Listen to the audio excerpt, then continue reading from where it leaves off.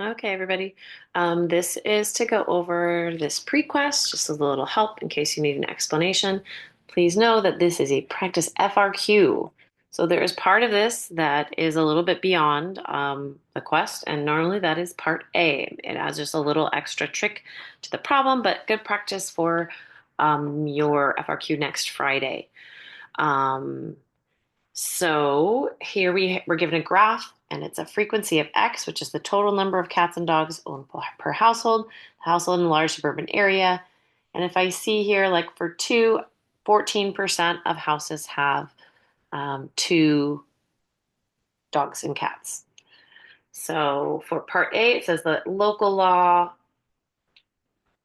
for each household in this area is prohibited from owning more than three of these pets.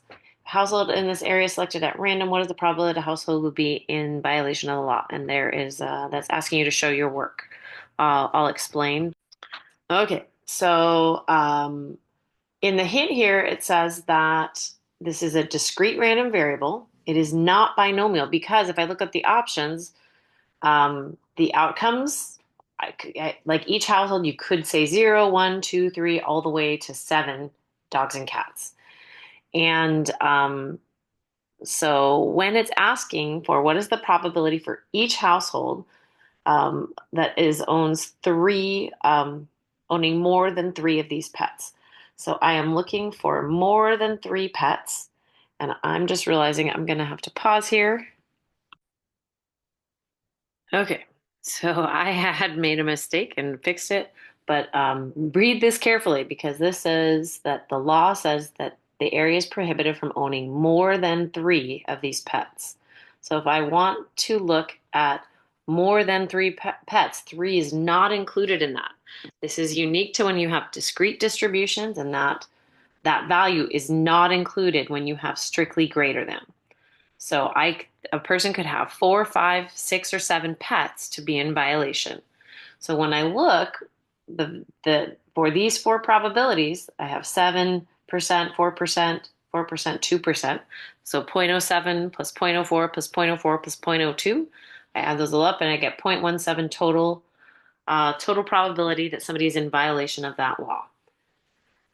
For this next part, now it says if 10 households are selected, what is the probability that exactly two will be in violation? Now this kind of like sneaks in a binomial situation. Up here it did not seem binomial. I had these values. I could add them up. There was no calculator, no binomial formula. But here I'm choosing 10 and exactly two of that 10 falling in some category. It's binary because the household is either in violation or not. My N is 10 and my P is 0.17. And I didn't write independent here, but it's independent because it says it's like a large suburban area. So I'm assuming that there's lots of households to select from. So now if I show my formula, I want to know the probability that X equals 2. So out of 10, I'm choosing 2. This tells me how many combinations there are. There's a 17% chance that they're in violation, and I have 2 in violation. There's an 83% chance, 1 minus P, that they're not in violation, and there's 8 of those left. Because together, if 2 are, then 8 are not. They kind of add up to 10.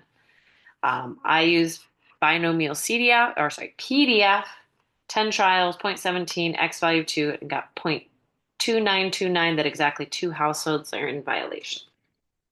Switch to the back side where I have more than 2 of them be in violation. Now over here, I have a little bit more just structure to kind of like go through and explain where this came from. So count is 10, P is 0.17 still, and here are all the possible outcomes of 0 through 10. And the ones that are in violation, and I want more than 2. So more than 2 means 3, 4, all the way through 10. So it is not including the 0, 1, and 2. And I could add up all of those separately to get this probability. My calculator, I could also just subtract away the ones that I don't want. There are fewer here. Also, my calculator does this value automatically. So I'm going to choose the second option and subtract from 1 to do less work. So I'm going to do 1 minus less than or equal to 2 because I don't want 2 in there. I'm subtracting it away. So you just want to be really careful in thinking this through. And you could see even on the other side where I made that mistake. And it's an easy mistake to make. So here I'm going to do 1 minus binomial CDF, 10.17, 2, and then I got 0.2341. So that the chance of getting that more than 2 of the households are in violation, about a 23% chance. This last part is now they are changing the sample size. So instead of 10 households, we are increasing my N to 150. Binomial distribution is really required when I have small samples. When I start getting larger samples, I start using a normal approximation because it's easier and we kind of can use the normal for everything. So it asks to describe the shape. The question asks to describe the distribution. Describing really means shape, center, and variability.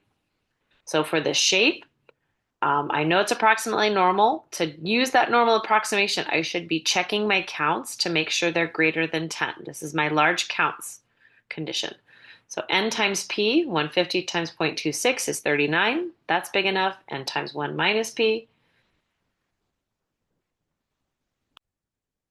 Sorry, I just realized I had made a mistake on my large. I needed to fix this proportion. So here I have 150. So I check my counts. 150 times 0.17, that's 25.5. 25.5 in case you can't see that. And then here, if I have this one 150 times 0.83, I have 124.5. So my large counts is satisfied. For here, my center, that's just the mean, n times p. So 150 times 0.17, I get 25.5. So I'm expecting that 25.5 of houses in violation of out of 150 on average. For the standard deviation, I do n times p times 1 minus p, so 150 times 0.17 times 0.83, and square root of that whole thing, I get 4.6. So I'm going to differ from that mean of 25.5 by 4.6 on average. All right, hope this helps.